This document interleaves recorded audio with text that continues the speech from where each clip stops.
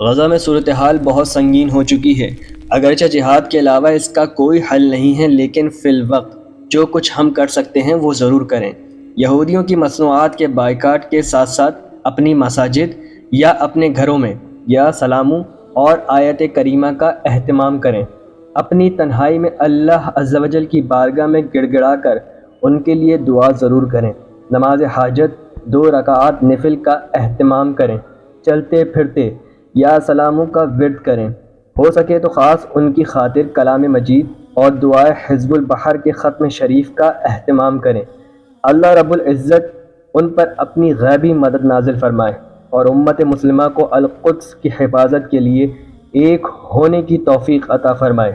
برائے کرم ضرور توجہ فرمائیے گا، حالات بہت خطرناک حد تک سنگین ہو چکے ہیں۔ انا للہ و انا الیہ راجعون۔